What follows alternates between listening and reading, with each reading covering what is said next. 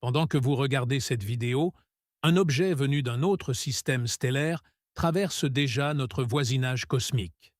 Il s'appelle 3I Atlas. Il est entré dans le système solaire en 2025, a contourné le Soleil, puis a commencé à repartir vers l'espace interstellaire.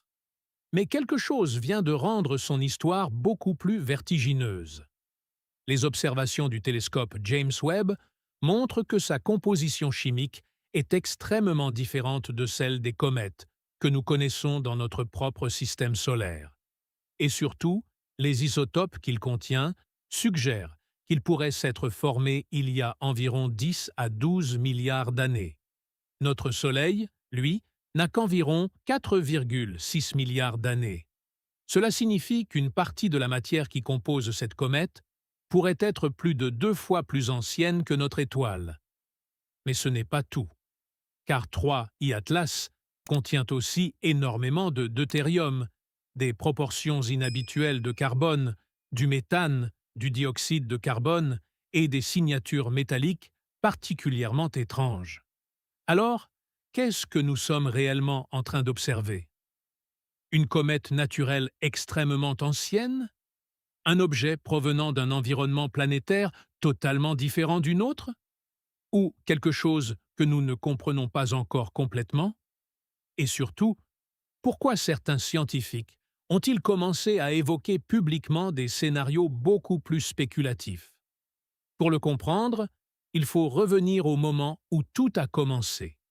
Le 1er juillet 2025, dans le désert chilien, le réseau Atlas détecte un faible point lumineux. Au départ, rien d'exceptionnel. Atlas a justement été conçu pour surveiller le ciel et repérer les petits corps qui pourraient s'approcher de la Terre. Mais lorsque les astronomes calculent la trajectoire de ce nouvel objet, quelque chose saute immédiatement aux yeux. Cette trajectoire ne ressemble pas à celle d'un objet appartenant au système solaire. 3I Atlas suit une trajectoire hyperbolique. Autrement dit, il n'est pas lié gravitationnellement au Soleil. Il ne tourne pas autour de nous. Il ne reviendra pas. Il traverse simplement le système solaire avant de repartir. Et c'est ce qui permet de l'identifier comme le troisième objet interstellaire confirmé jamais observé. Avant lui, il n'y en avait eu que deux. Un I Oumuamua, découvert en 2017, puis 2I Borisov, découvert en 2019. 3 visiteurs en provenance d'un autre système stellaire, en seulement quelques années d'observation. À l'échelle de l'histoire de l'astronomie, c'est presque rien. Mais cela signifie aussi que chaque nouveau visiteur est une occasion exceptionnelle. Parce que nous n'avons pas besoin d'imaginer ce qui existe autour d'une autre étoile. Pour la première fois, nous pouvons directement analyser un morceau de matière qui s'est formé ailleurs. Et avec 3I Atlas, les astronomes ont eu beaucoup plus de matière à étudier que pour Oumuamua. Car contrairement aux premiers visiteurs interstellaires, 3I Atlas présente clairement une activité cométaire. Lorsqu'il s'approche du Soleil, ses glaces chauffent. Des molécules passent de l'état solide à l'état gazeux. Une immense enveloppe de gaz et de poussière se forme autour du noyau. Et cette enveloppe devient une sorte de laboratoire naturel. James Webb n'a pas besoin d'atterrir dessus. Il lui suffit d'analyser sa lumière. Et c'est là que l'histoire devient vraiment intéressante. Quand James Webb observe 3I Atlas, il ne se contente pas de prendre une jolie photographie. Ces instruments peuvent décomposer la lumière infrarouge. Chaque molécule laisse alors une signature particulière, un peu comme une empreinte digitale. En observant ces signatures, les chercheurs peuvent déterminer quelles molécules s'échappent de la comète et dans quelle proportion. Et dès les premières observations, 3I Atlas se distingue. Le dioxyde de carbone est particulièrement abondant par rapport à l'eau. Lors d'une observation réalisée en août 2025, le rapport CO2 sur H2O était très élevé par rapport à ce que l'on observe habituellement chez les comètes du système solaire. Cette particularité pouvait déjà raconter une histoire. Peut-être que 3 Atlas s'était formé dans un environnement soumis à un rayonnement beaucoup plus intense. Ou peut-être qu'il s'était formé à une distance différente de son étoile, dans une région où le dioxyde de carbone pouvait s'accumuler plus facilement. Mais les observations suivantes vont apporter un élément encore plus surprenant. Après son passage près du Soleil, James Webb observe à nouveau la comète. Et cette fois, il détecte du méthane. C'est la première détection directe de méthane sur un objet interstellaire. Et sa présence est particulièrement intéressante parce que le méthane est très volatile. Il peut rester prisonnier dans les couches profondes de la glace, puis être libéré lorsque la chaleur du Soleil pénètre progressivement dans le noyau.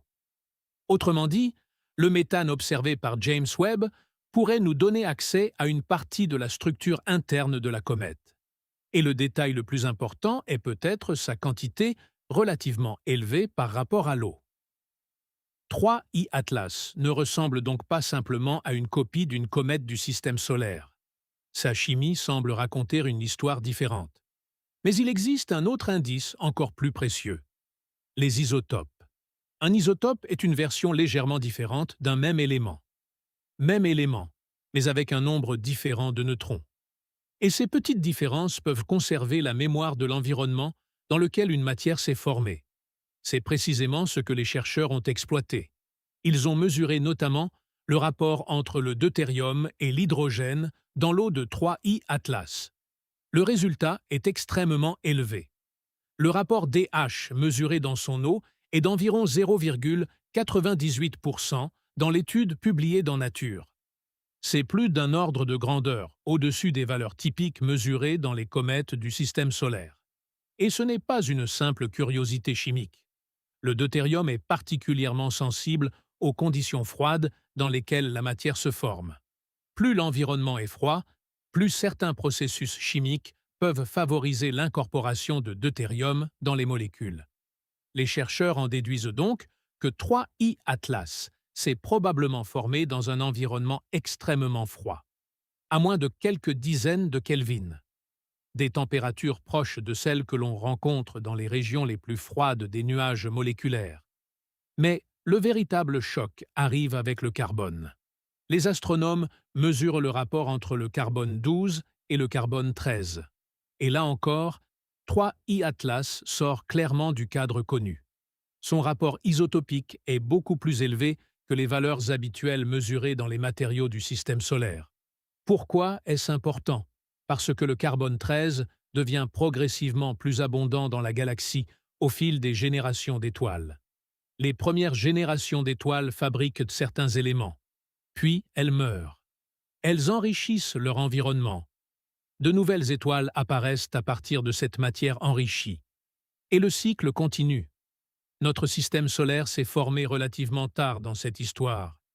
Mais si 3I Atlas possède une composition caractéristique d'un environnement beaucoup moins enrichi en éléments lourds, alors il pourrait provenir d'une époque extrêmement ancienne de la Voie lactée. Les modèles utilisés par l'équipe de Martin Cordiner suggèrent ainsi que la matière de 3I Atlas pourrait s'être accumulée il y a environ 10 à 12 milliards d'années. Attention cependant à un point essentiel. Cela ne signifie pas que les scientifiques ont mesuré directement son âge avec une horloge. Ils reconstruisent son histoire à partir de sa composition isotopique et de modèles d'évolution chimique de la galaxie. C'est une estimation scientifique, pas une date gravée dans la glace. Mais même avec cette prudence, le résultat reste extraordinaire. Si l'estimation est correcte, 3I Atlas serait né à une époque où la Voie lactée était encore très différente de celle que nous connaissons aujourd'hui. Notre Soleil n'existait pas. La Terre n'existait pas.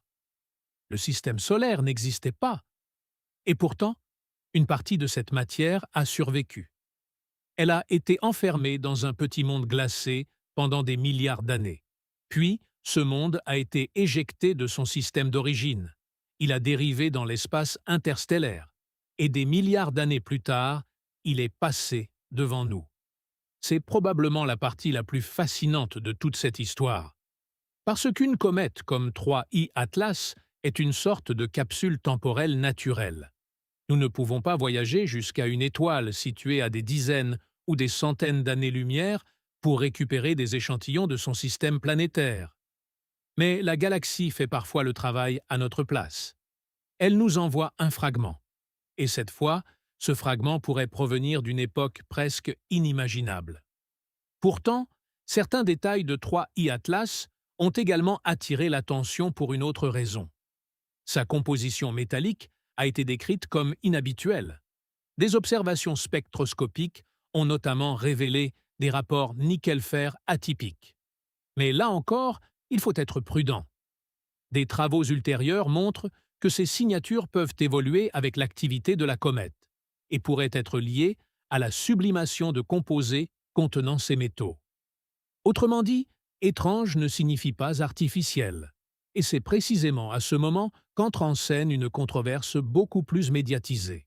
Avi Loeb, astrophysicien à Harvard, estime que certaines caractéristiques de 3I Atlas méritent d'être étudiées, même s'il évoque l'hypothèse artificielle avec prudence. Mais aucune observation ne démontre que l'objet soit technologique. Au contraire, sa trajectoire et ses accélérations restent compatibles avec une comète active. Des radiotélescopes ont également recherché d'éventuelles technosignatures. Aucune n'a été détectée. Pour la majorité des astronomes, 3I Atlas reste donc une comète naturelle, certes inhabituelle. Et c'est justement ce qui la rend fascinante. Sa chimie, ses isotopes et son âge potentiel pourraient nous renseigner sur des environnements planétaires bien plus anciens que le nôtre. Si son estimation d'âge est correcte, cette comète s'est formée alors que notre Soleil n'existait même pas encore. Elle est aujourd'hui en train de repartir vers l'espace interstellaire, et nous ne la reverrons probablement jamais. Mais elle nous laisse une question vertigineuse. Combien d'autres fragments d'anciens systèmes planétaires traversent actuellement la Voie lactée, sans que nous les ayons encore détectés? Nous n'avons confirmé que 3 visiteurs interstellaires. Le prochain pourrait être encore plus étrange. Et cette fois, peut-être que nous serons prêts à le voir.